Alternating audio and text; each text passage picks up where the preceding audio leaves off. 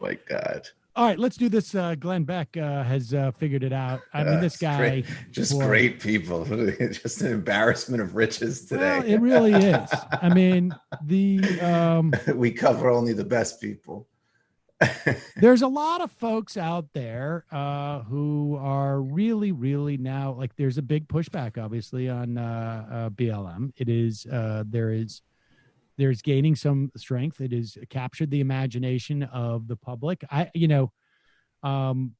interviewed someone for the break week about the trends that came out of the Cold War and what it did to the American culture in terms of fear and the need for securitization and security. And increasingly, I am of the mind that we are seeing massive changes because of generations, because of a seismic shift in which generation is controlling our culture. And in many respects, what we're seeing right now, I believe, is the end of an era where there is a desperate need for security when we have such pushback on the forces that are supposedly those who are providing us that security. But Glenn Beck sees something else. He doesn't see this the end of maybe what had come out of the Cold War, but a continuation in many respects by the nefarious who were involved in that era. When I show you tomorrow night what we found on Black Lives Matter, how they're getting their money, because this is enormously well funded. There's no way this has a global arm without having millions and millions of dollars. Who's doing it? Well, I got news for you. It isn't black people.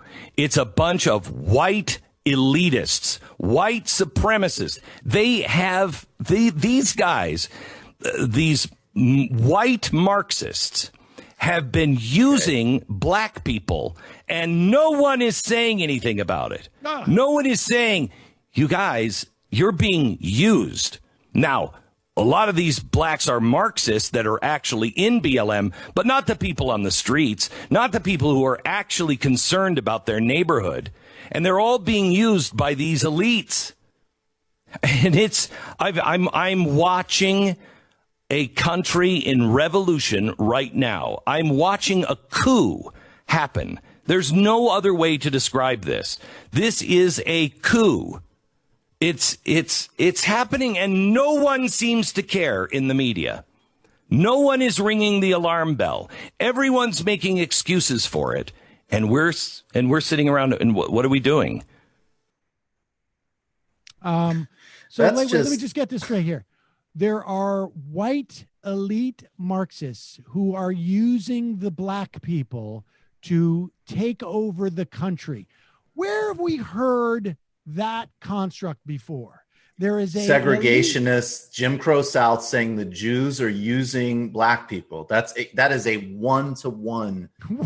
That's not even like that's analogous. That's exactly the same thing. You overlay that construction, that model on there, and you will not see any difference. It's 1-to-1, and it's just.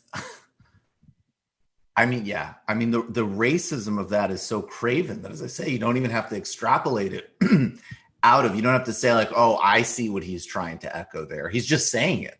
That's exactly what they said when they were trying to demonize the civil rights movement, going back to, communists going to the South in the 20s and 30s. And every single expert I've ever spoken to on white supremacist movements explain the dynamic where the way that white supremacists justify why blacks are able to take over a society, it's because the Jews are using them to take over the society. And so that's the construction. That way they're not like, it's, wait a second, if blacks are so inferior to you, how come they're taking over? Well, it's because of the Jews. The Jews are using them, and there's an old Klan poster that somebody showed me a couple of weeks ago of basically, like you're good. You're the good Negro here. We all know that everybody knows their places, da, da, da, da, da. And if you and these outsider, Jews basically are trying to cause trouble. So let us know if they're in town, And so, yeah, I mean, it's just,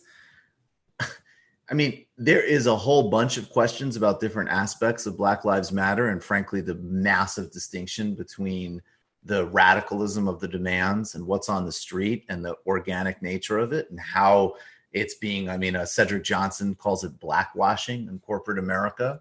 That's another great thing that actually the McDonald's union organizers have been pointing out. Like, McDonald's is really going to say that they support this movement and they can't even recognize our union and pay us a basic living wage as an example.